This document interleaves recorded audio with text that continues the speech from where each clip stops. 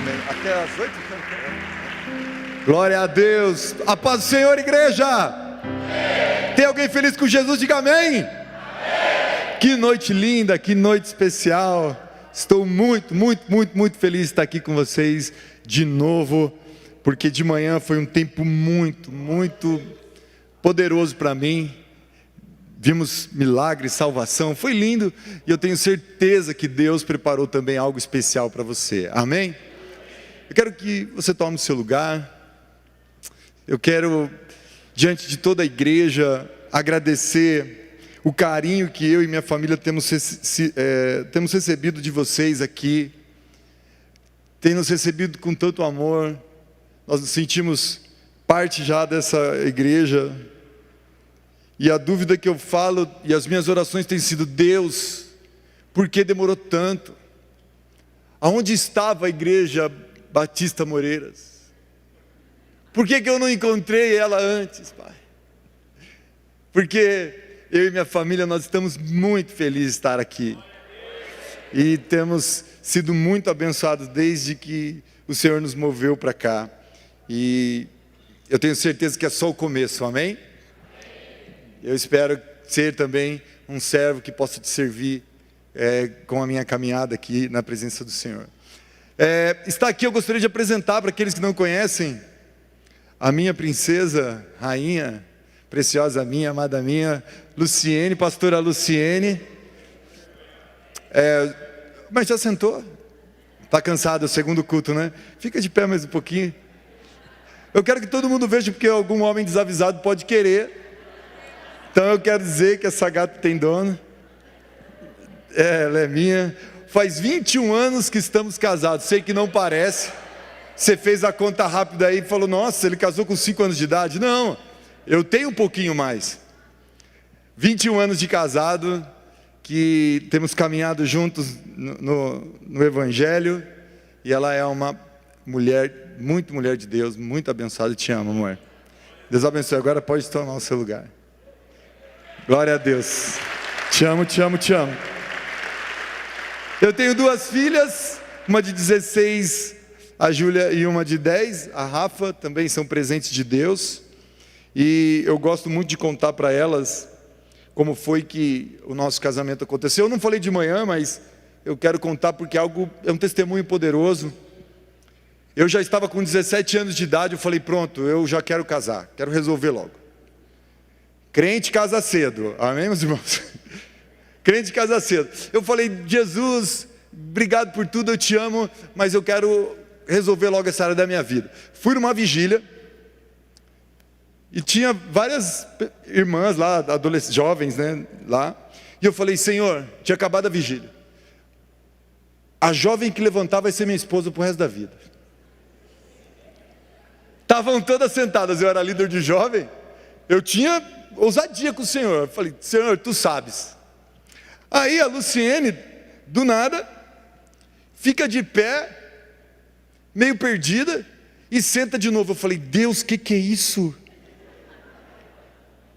Pai, ela é mais velha do que eu, ela é linda, ela é muita areia para o meu caminhãozinho. Mas se for essa a sua vontade, estou pronto. Comecei a orar, comecei a investigar. Sabe que você manda aquele amigo esclarecedor para ver? Você manda aquele camarada: dá uma sondada lá, porque eu estou orando. Mas eu não tinha certeza completamente se ela deveria ser minha esposa, porque eu queria uma mulher de Deus, porque eu estava num gás com Deus, eu precisava de alguém que encorajasse. Eu pedi um sinal para Deus. Foi então que veio o sinal. Depois de alguns meses, ela chega no culto com um Palio Zero. Falei: Senhor, o sinal que eu precisava. Ninguém merece namorar de ônibus, Senhor. Eu fui. Não estou brincando. Pai, agora está confirmado, ela é a mulher da minha vida. Eu falo que eu fui o primeiro gasolina que eu conheço, não sei. Mas, graças a Deus, eu casei com 19 anos. Falei: eu encontrei a mulher da minha vida, não precisa enrolar. E nós estamos juntos com 2 filhos e maravilhoso. Estamos muito abençoados. Glória a Deus. Eu aconselho aos jovens a fazer o mesmo. Ai, glória a Deus. Amém, meus irmãos? Eu tenho uma palavra de Deus, algo que o Senhor colocou no meu coração, que eu gostaria de compartilhar com a igreja. Aquilo que o Senhor tem ministrado dia após dia sobre nós em cada semana. O pastor Rafael recebeu uma direção de Deus para ministrar sobre a série Perdoados. E eu tenho sido, com a minha família, muito abençoado sobre essa série de ministrações. Nós temos recebido na primeira ministração que o perdão começa pelo arrependimento. Nós nos arrependemos, não com remorso, mas nos arrependemos profundamente, tendo uma metanoia, uma mudança radical de vida e de pensamento. Depois nós descobrimos que o perdão produz em nós uma vida plena, e nós possamos desfrutar de tudo aquilo que Deus tem para os seus filhos, que são perdoados. E hoje a palavra que eu trago no coração caminhando nessa direção sobre o perdão e sobre a série Perdoados, é o poder do perdão. Quem daqui gostaria de receber o poder do perdão sobre suas vidas? O poder do perdão é quando sai da teoria, é quando sai da informação e você começa a ver e experimentar realmente o poder do perdão mudando a tua vida, a tua história, as suas atitudes, o seu jeito de falar, de agir, de pensar. Quando nós desfrutamos do verdadeiro arrependimento e desfrutamos do tempo de perdão, então nós podemos ver os milagres de Deus acontecendo. Se você tem recebido o perdão de Deus sobre a tua vida, provavelmente você tem algo poderoso para contar para as pessoas. Provavelmente você tem um grande testemunho de algo que mudou dentro de você e também no seu corpo, porque o perdão nos salva completamente. Amém, meus irmãos? Então eu gostaria de ler o texto base que o Senhor colocou em meu coração, que está no livro de Atos dos Apóstolos, capítulo 2.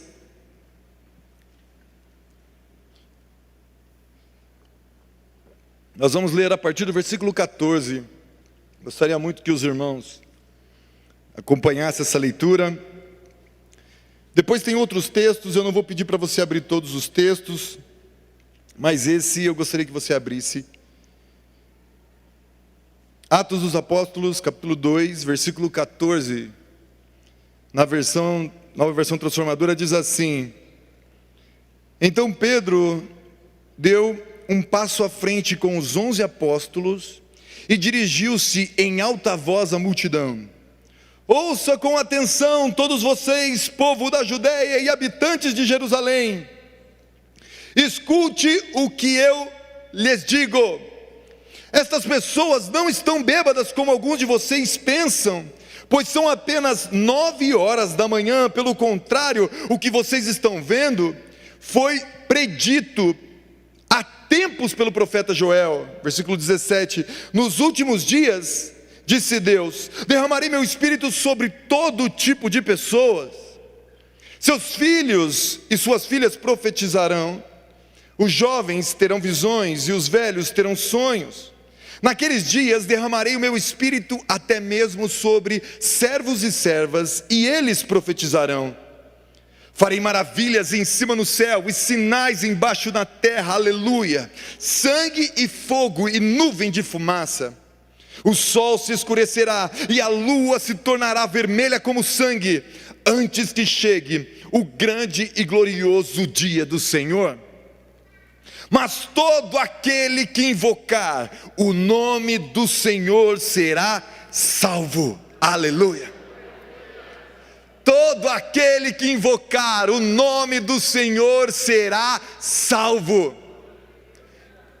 Esse texto é uma passagem aonde o apóstolo Pedro prega, depois de ter recebido um grande derramar, chamado de Pentecostes. Um grande derramar do Espírito Santo vem sobre eles, e as pessoas começam a zombar daquele movimento, porque as pessoas estavam falando novas línguas, as pessoas estavam meio agindo como bêbadas, caperna bamba, Era muita unção, era muita glória. Eles estavam rindo à toa, estavam muito felizes, porque eles estavam contemplando, a geração deles estava vivendo o cumprimento das promessas.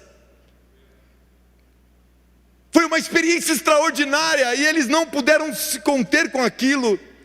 E o barulho era tanto, e a manifestação era tanta, que os povos reunidos ali começam a ouvir e tentar entender o que estava acontecendo com uma visão completamente carnal, e julgaram que eles estavam bêbados, que eles tinham enchido a cara logo de manhã, porque as reações eram parecidas com a embriaguez.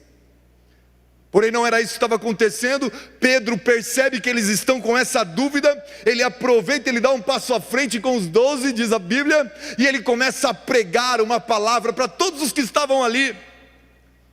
E a palavra começa justamente com isso, ele explicando que eles não estavam bêbados, pelo contrário, eles estavam vivendo naquele dia o cumprimento da promessa feita a Joel, feita pelo profeta.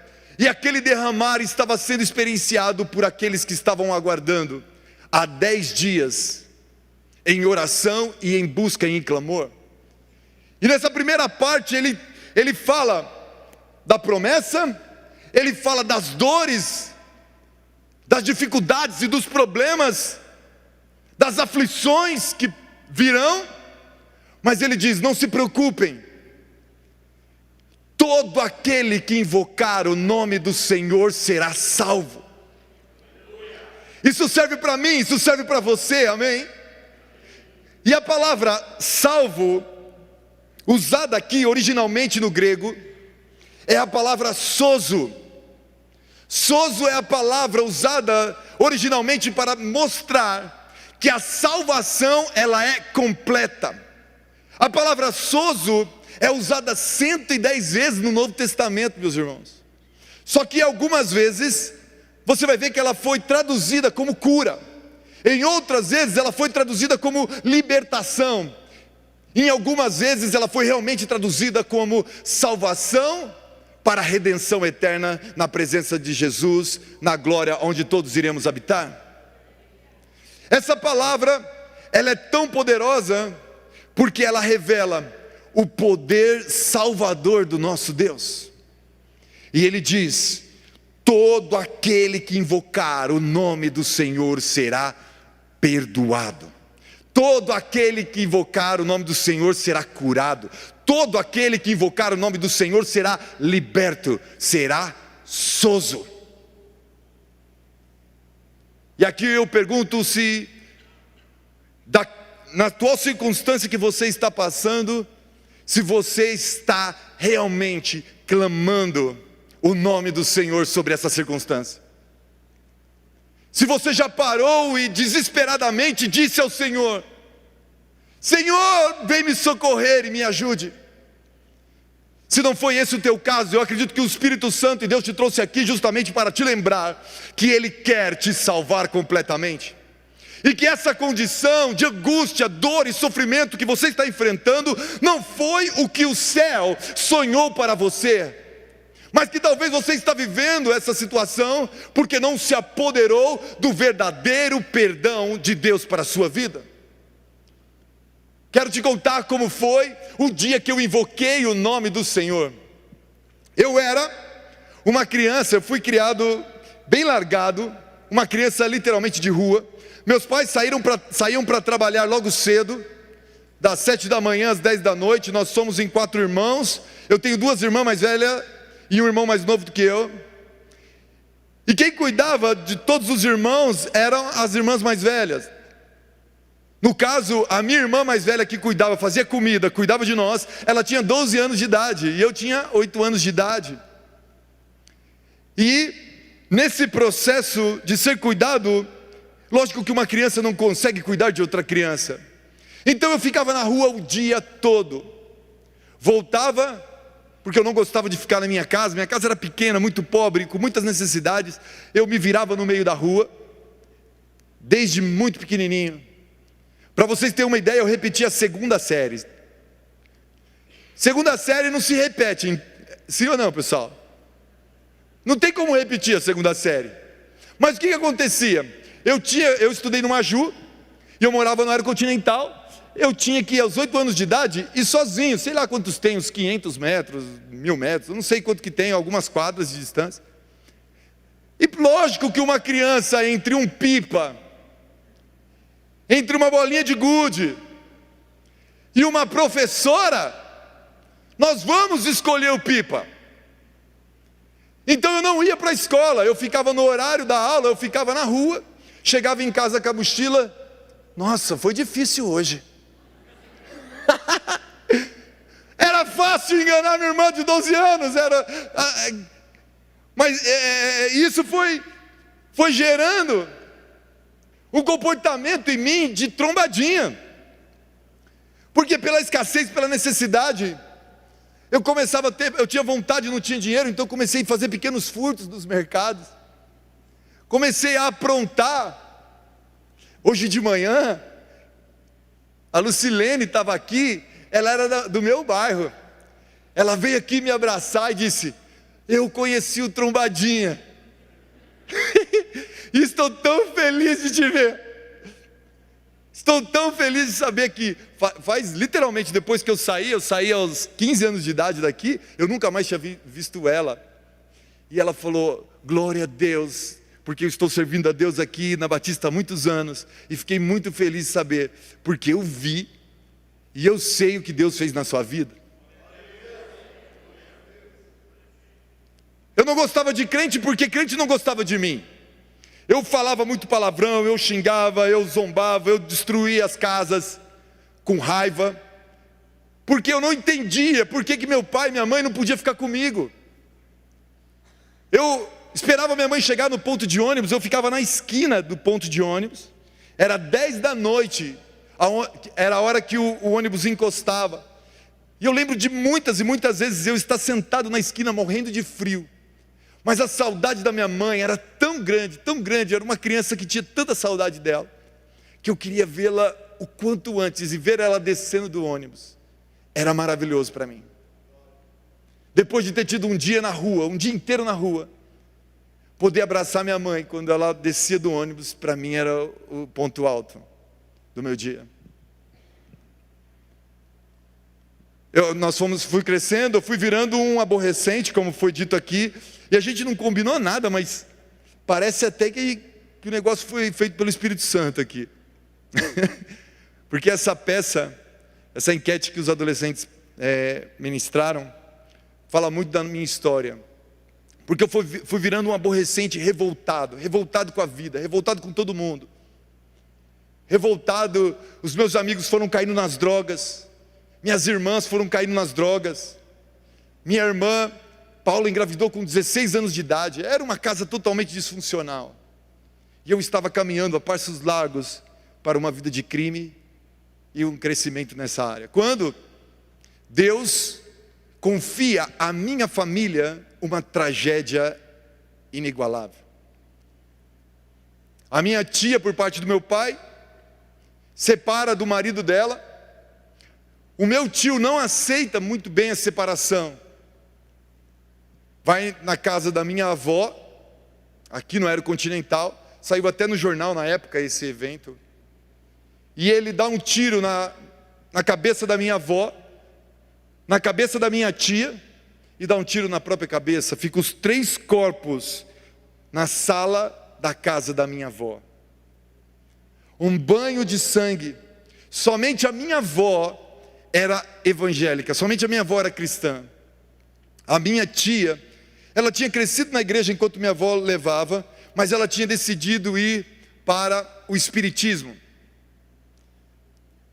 Ela fazia os rituais dela, as coisas dela, e infelizmente ela levou a morte para a casa da minha avó. E isso foi tão impactante para a nossa família, que quando teve o velório, foi colocado os 2 caixões, um do lado do outro, o da minha avó e o da minha tia. A minha avó parecia que estava descansando, com um buraco na testa, ela estava com um sorriso no rosto, a pele branquinha, tudo perfeito, e ela parecia que estava descansando em perfeita paz. A minha tia, infelizmente, também com um tiro na cabeça, estava completamente desfigurada, assustadora, e eles deixaram os caixões abertos. Eu acredito que para Deus tem um propósito em todas as coisas. E quando as pessoas viam um caixão do lado do outro, viam por que as duas levaram um tiro na cabeça. E uma parece que está em tanta paz, e a outra parece que já está em tribulação. A minha mãe fica chocada com aquilo, sai do velório dizendo: eu preciso procurar uma igreja. Eu quero o que minha sogra tinha, porque eu quero, no dia que eu morrer, estar na paz que ela está sentindo. Ela vai, procura uma igreja perto da nossa casa, se converte, vira uma mulher extraordinária no reino de Deus, depois veio ser pastora da igreja comigo. Mas ela me chama para a igreja e eu falo: mãe, eu não quero, já estou aí com 16 anos de idade, não quero igreja, não quero nada, não gosto de crente, não gosto de nada, revoltado da vida. Ela: não, filho, vamos lá, a igreja é legal, tem jovem, tem bateria, o pastor te ensina a tocar, você vai gostar. Não, mãe, eu não quero. Ela insistiu tanto, chegou um culto de domingo que eu fui, achei legal. Legal, não é toda aquela coisa ruim que eu achava que crente era estranho, se vestia mal, achava que crente era estranho. E quando ela me chama outra vez, ela fala: filho, agora na terça-feira, o segundo culto, eu quero te chamar porque é um culto de oração, é um culto diferente, você vai gostar. Irmãos, quem chama um adolescente, um aborrecente de 16 anos para um culto de oração? Só Deus para fazer um negócio desse, porque não tem sentido. Alguém que não conhece Deus, que não conhece nada. Mas eu falei: tá bom, mãe, eu vou para ficar com a senhora, vou lá. E aí está o culto de oração, o pastor dá uma palavra simples: Jesus te ama, Ele tem um propósito na sua vida, e agora nós vamos buscar Ele, Ele vai se manifestar aqui. Era 5 minutinhos de uma palavra, e depois tinha um tempo de oração. Aí eles começam a orar, igreja pentecostal, começa a língua estranha, e eu falar: meu Deus, minha mãe caiu numa seita, uma bagunça, o que está acontecendo aqui? Era a irmã falando, era o outro e tal, e eu totalmente desconfortável naquela situação. Eu falei: então beleza, eu tenho que ficar aqui 1 hora, como um bom aborrecente eu vou dar uma zoada, então eu vou começar a imitar. Irmãos, não brinca com essas coisas, irmão. Com o Espírito Santo você não pode brincar. Eu comecei a olhar como eles estavam fazendo, e eu... Irmãos, de repente, eu senti como se uma mão pesasse assim nas minhas costas, e começasse a trazer um peso sobre mim, e eu não tem como eu ter aprendido aquilo. E eu comecei a falar em línguas, batizado no Espírito Santo. Comecei a falar um monte de coisa, e não parava, e aquelas coisas, milagre, e lágrimas dentro de mim, uma cura acontecendo dentro do meu coração, 1000 coisas acontecendo, eu não queria parar, uma experiência extraordinária que eu estava tendo com Deus, algo lindo, algo poderoso. E estou ali naquele momento, o pastor pede para que todo mundo faça silêncio, e eu sou o único que não conseguia parar. Eu não sabia que tinha que obedecer o pastor ainda, eu não sabia as regras religiosas. Eu tive uma experiência tão profunda e tão real com Deus, que nunca mais eu fui o mesmo. Com 16 anos de idade, o aborrecente sumiu, e eu comecei a ser líder dos adolescentes. Eu comecei a querer mudar minha geração, impactar minha geração, e eu busquei a igreja, eu busquei a Bíblia, e eu busquei a religião, porque eu queria uma explicação. Quem consegue me explicar o que aconteceu comigo? Eu tinha tanto problema, eu estava em tanta crise, e um toque do céu me salvou completamente. Eu saí transformado daquele lugar, aquela noite, totalmente transformado, livre, leve. Pedi perdão para meu pai, pedi perdão para minha mãe. Eu tive uma grande honra de Deus, que foi conhecer Deus antes de conhecer a religião. Eu lembro quando eu fui chamado para palestrar no primeiro ano do curso de psicologia da PUC aqui, da John Boy, que era a Semana das Religiões, e eu fui para representar os evangélicos. Imagina, uma classe lotada de moleque aborrecente, achando que sabe tudo, querendo ser cientistas psicólogos. Eu amo os psicólogos, nada contra. Mas no primeiro ano é uma galerinha que pensa que sabe. E querendo me provar, dizendo: não, nós acreditamos que você ou os homens é que criam Deus, não foi Deus que criou os homens. Eu falei: eu não vou ficar debatendo somente com filosofias com vocês, porque o que eu vi e o que eu vivi não se explica com palavras. Eu conheci um Deus verdadeiro, e se vocês os conhecessem, você não teria dúvida, Ele é real, e eu creio que Ele está aqui, e eu creio que Ele vai abençoar a vida de vocês.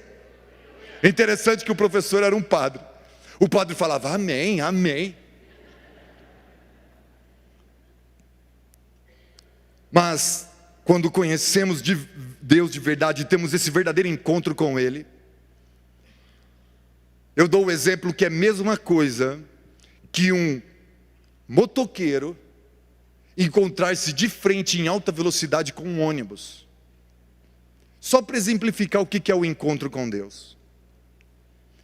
Tem como o motoqueiro sair igual desse encontro, meus irmãos? Você vai pegar o motoqueiro com pá.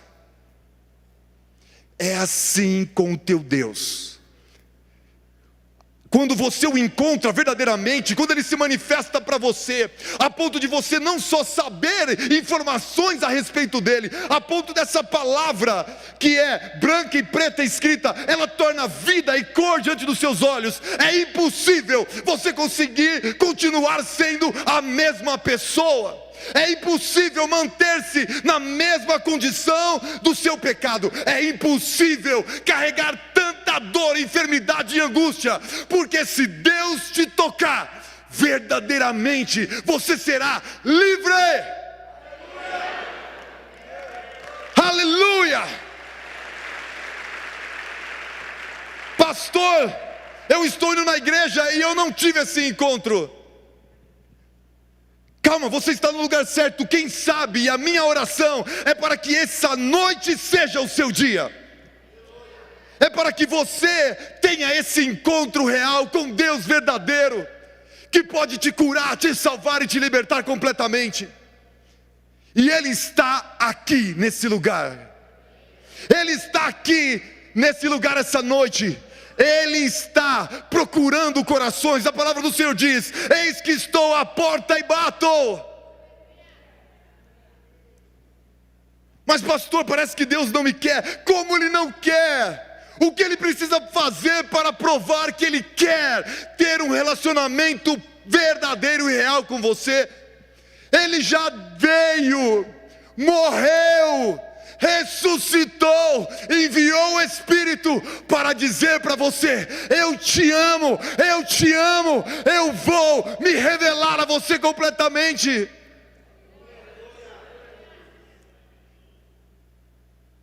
Somente por cima do cadáver de Jesus que você irá para o inferno, porque Ele fará de tudo para te salvar.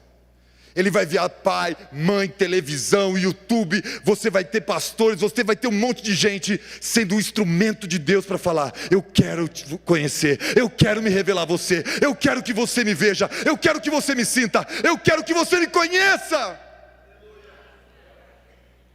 Ele vai bater a porta do seu coração com todo tipo de instrumento. E a sua parte é muito simples. Deixa o Senhor entrar, e então você verá o poder do perdão. Quando Jesus ensinou sobre viver uma vida de perdão, quando Ele ensinou vivemos essa vida, Ele chamou isso de salvação. Salvação é estarmos completamente livres do pecado, amém, meus irmãos? O que é o pecado? Simples. O pecado é você fazer aquilo que Deus falou para você não fazer. Deus falou, não faça, e você só não faz. Pronto, você já está santo. E pecado também é você não fazer o que Deus mandou você fazer. Deus falou, faça, filho, e aí você não faz, aí você pecou. Então como que é uma vida de santidade? Conhecer a vontade de Deus e fazer o que Ele te mandar fazer, e não fazer o que Ele falou para não fazer. Pronto. Podemos levantar e ir embora? Não, brincadeira. Quando você tem dificuldades em obedecê-lo, e você quebra essa ordem, você pecou. Só que quando você pecou, você produziu o que a Bíblia fala, algo chamado de lei da semeadura. Você produz consequências desse pecado, e essas consequências são enfermidade, dores, morte e por fim, condenação ao inferno. Pastor, por que eu serei condenado? Simplesmente porque você escolhe não obedecer e não estar com Deus. E por que se você não quer obedecer e estar com Deus aqui na terra, o Senhor vai te obrigar a ficar com Ele no céu? Não tem sentido. O céu, aonde você for, Deus está. Para onde você olhar, Ele está. E se você não gosta dele aqui, o céu vai ser horrível para você. Então a decisão que você toma na terra, quando você morre ou na vinda gloriosa de Jesus, você só vai continuá-la. Porque se você ama o Senhor aqui, se você o adora, se você o glorifica, se você está com Ele, mas mesmo assim você o sente perto, sabendo que Ele de alguma forma ainda está longe, se mesmo assim você o anseia, se mesmo assim você o quer, caso você seja levado para Ele, Ele vai realizar o desejo do seu coração. Mas caso você fugiu da presença dEle o tempo todo, não quis viver com Ele, obedecê-lo e estar em unção e intimidade com Ele, e caso você venha morrer, Ele não vai te obrigar a ficar na eternidade tendo que aguentá-lo. Então o que é o inferno? É o lugar onde Deus não está, que é algo que você sempre quis ficar e fugir dele. Só que Deus te traz nesse culto aqui para dizer que o inferno não é o teu lugar. O inferno não é o teu destino. O inferno não é aonde você habitará. O Senhor te salvou.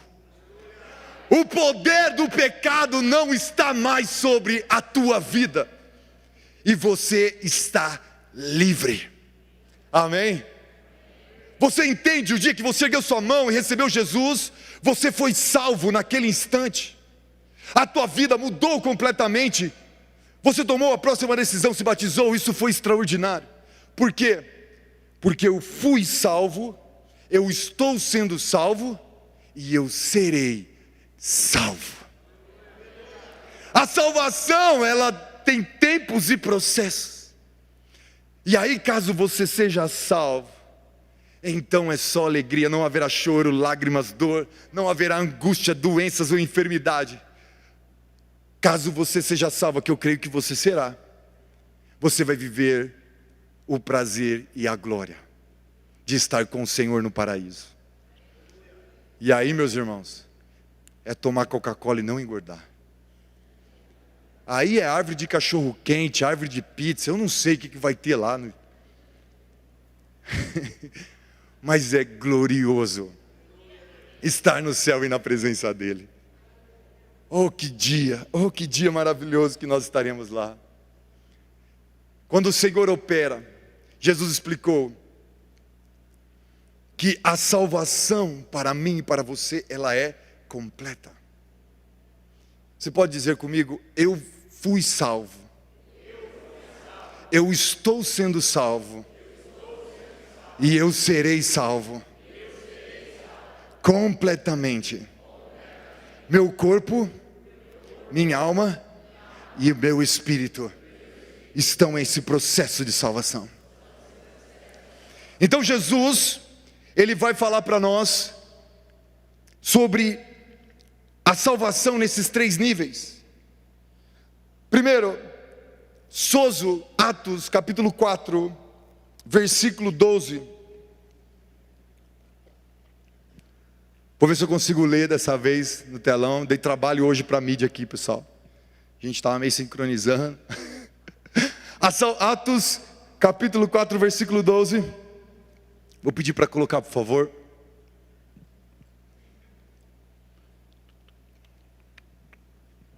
Atos 4,12 diz assim: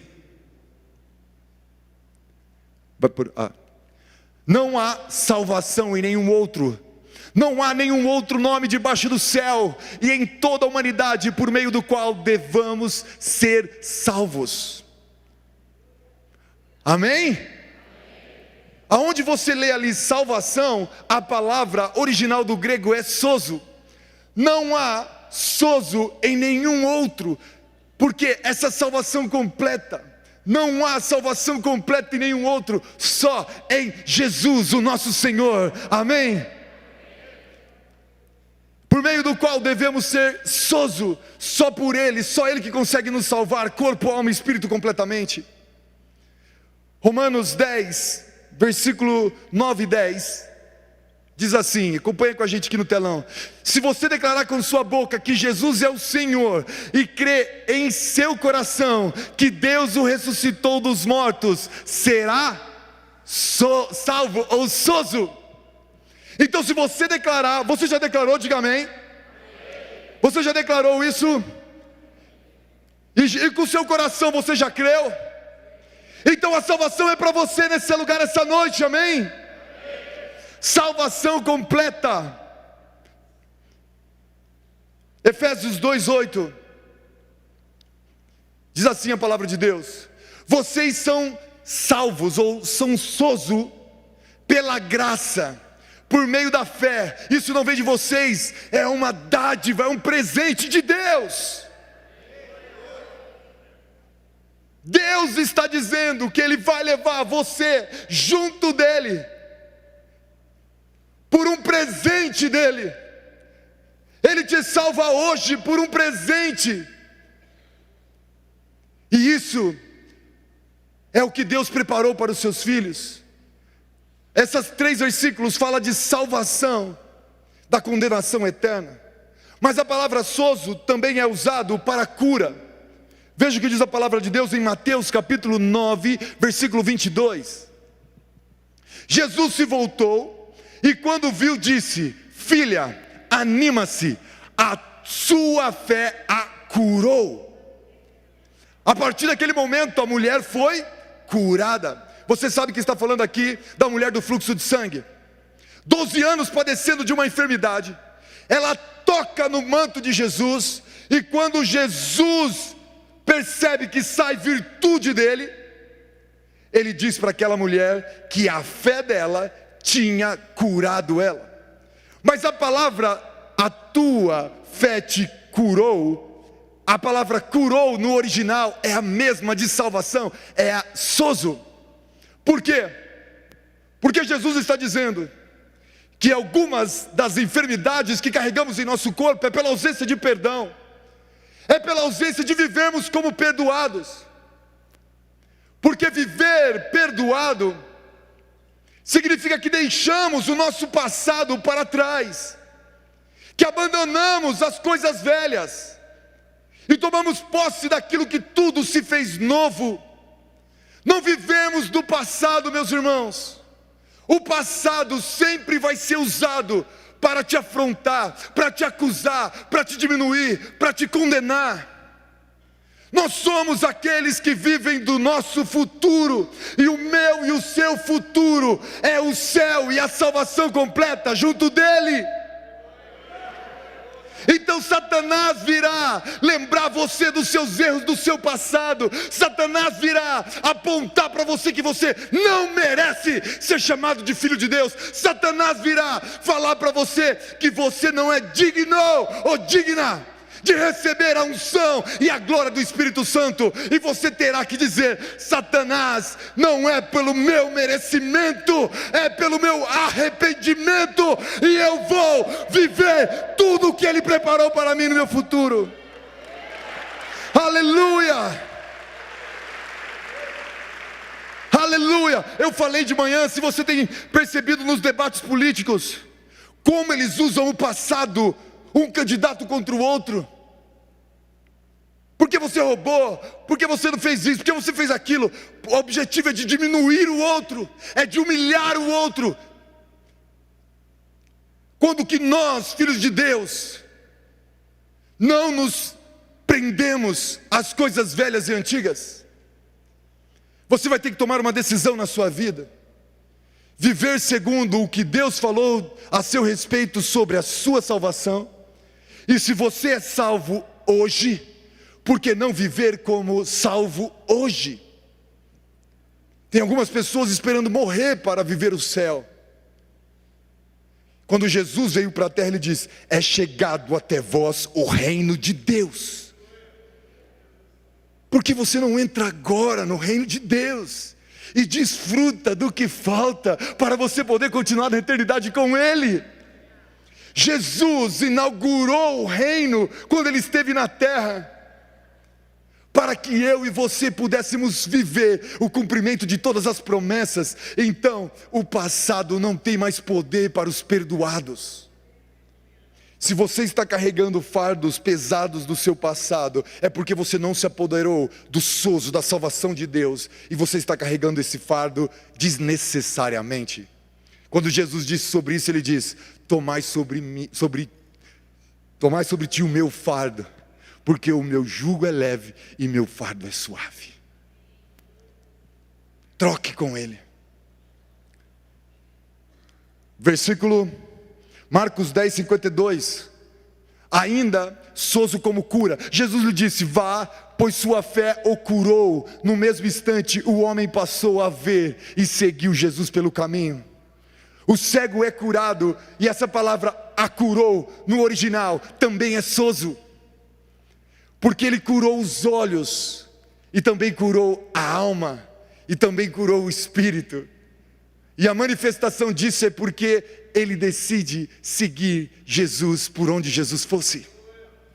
Quando Jesus te toca, Ele é poderoso para salvar você da condenação. Mas a cruz não foi só para te tirar do inferno. A cruz foi para levar as suas enfermidades. Pois a palavra do Senhor diz que o castigo que nos trazia paz estava sobre Ele, e pelas suas pisaduras fomos. Nós fomos curados pela cruz. Não se apodere simplesmente da salvação no dia da sua morte. Viva a salvação hoje, sendo curado, porque Jesus levou essa enfermidade na cruz do Calvário. Mas a salvação não diz respeito somente de te livrar do inferno ou curar o teu corpo, também te libertar de toda a opressão maligna. Quantos entendem que estamos em guerra, meus irmãos? Quantos entendem aqui que Satanás nos odeia? Que quando ele olha para nós, ele vê Jesus. Amém? Ele olha para nós, ele vê Jesus, ele não suporta Jesus. Ele queria muito ser filho de Deus. Ele queria muito ser mais alto que Deus, e ele não pôde, porque Deus falou: esse lugar já tem dono, é do meu filho. E Lúcifer falou: então estou fora, eu não gosto dele. Eu não sei se foi assim. Mas a partir daquele instante, há uma guerra de Satanás contra nós, seus filhos. Mas para isso se manifestou verdadeiramente o Filho de Deus, para desfazer as obras do diabo. Amém, meus irmãos? Veja o que diz a palavra de Deus no livro de Lucas, capítulo 8, versículo 30. Mateus 10, 8, 36, isso. Vamos lá. Os que presenciaram os acontecimentos contaram aos demais como o homem possuído por demônios tinha sido sozo. Aquela palavra curado ali, original, é a mesma palavra que tinha sido usada para salvação e para cura. Quando ele vive aquela libertação dos espíritos malignos, ele tinha sido completamente salvo. O coração dele tinha sido cheio do Espírito Santo. Não havia mais espaço para demônios e as trevas. Aquele homem era uma nova criatura. Por isso ele não foi só liberto, ele foi preenchido pela glória de Deus. E quando Jesus falou sobre ele, falou que ele foi sozo, completamente livre, completamente liberto e cheio da glória de Deus. O próximo texto, e eu já vou encerrar, Judas capítulo 1, versículo 5. Vou pular isso, por favor. Judas capítulo 1, versículo 5, diz assim: ainda que já saibam destas coisas, desejo lembrar a vocês que o Senhor libertou o povo de Israel do Egito, mas depois destruiu aqueles que não permaneceram fiéis. A palavra libertou é a palavra sozo. Deus tirou o povo do Egito, dizendo: eu te tirei da escravidão, eu te tirei das garras de Faraó, eu libertei você, agora você poderá prosperar, agora você será livre completamente. E a palavra original ali é: o povo de Israel foi completamente salvo. Irmãos, nós estamos em guerra e Satanás está perdendo, porque maior é o que está em nós do que o está no mundo. Eu não sei se você está passando por grande aflição, eu não sei se seu casamento está em grandes dificuldades, eu não sei se você está tendo que lidar com algum tipo de enfermidade hoje, ou se você nem mesmo tinha certeza da sua salvação. Você está vindo na igreja há um tempo, você está gostando do ambiente, você gosta do lugar, gosta das músicas. Quem não gosta? Porém, o Senhor te trouxe aqui para dizer que isso não é o bastante. Ele quer se revelar a você, se manifestar a você, para que você nunca mais seja a mesma pessoa. Eu quero encerrar com esse último texto, Atos 2, concluindo o sermão de Pedro, depois do batismo do Espírito Santo. Eu vou pedir para o ministério subir aqui, que nós já vamos encerrar. Ele está falando do arrependimento, Pedro está pregando aquela mensagem ainda que eu comecei no início, e agora já mais para o final, no versículo 36 ele diz assim: portanto saibam com certeza todos em Israel, que esse Jesus que vocês crucificaram, Deus o fez Senhor e Cristo. Ele está dizendo: seus assassinos, vocês mataram Jesus, porque todos os que estavam ali, vendo o derramamento de Atos, muitos deles estavam lá, gritando: soltem Barrabás, crucifica-o, crucifica-o. E quando eles ouviram essa palavra, olha no versículo 37 o que aconteceu. As palavras partiram o coração dos que ouviam, e eles perguntaram a Pedro e aos outros apóstolos: irmãos, o que devemos fazer? Versículo 38, Pedro respondeu: eu tenho a solução para vocês, assassinos de Jesus. Vocês devem se arrepender, e cada um deve ser batizado em nome de Jesus Cristo, para o perdão dos seus pecados. Então receberão a dádiva do Espírito Santo. Versículo 39, essa promessa é para vocês, para seus filhos e para os que estão longe, isso é, para todos os que forem chamados pelo Senhor nosso Deus. Depois que você se arrepender, há uma promessa, que o Senhor derramará sobre você o poder do Espírito Santo dele. E sabe por que ele vai fazer isso? Porque ele esteve aqui. Ele abriu mão da glória dele. Ele deixou o trono desejado por Lúcifer no céu, para vir na posição de homem. Ele se esvaziou e viveu aqui 33 anos. Aprendeu, entendeu. É como se você se transformasse em uma formiguinha para poder falar e apresentar como é ser um humano diante de todas as formiguinhas. Se você falar que a formiga, ela não vai te entender. E ele viu que as pessoas não estavam entendendo e conhecendo Deus. Ele então disse: eu vou lá, Pai, eu vou lá. E quando ele esteve aqui, ele viu o que eu e você passamos. A maldade e o mundo jaz no maligno. E ele diz: nunca mais eu te deixarei órfão. Eu vou rogar ao Pai que envie sobre vocês o Consolador, porque será impossível vocês resistirem sem a presença do Espírito Santo. E ele clama ao Pai, ele: Pai, eles me assassinaram, Pai. Eles me chicotearam, Pai. Eles furaram as minhas mãos e os meus pés, as mesmas mãos que os curou, que multiplicou pães e peixes e os alimentou, que só fez o bem. Eles fizeram isso.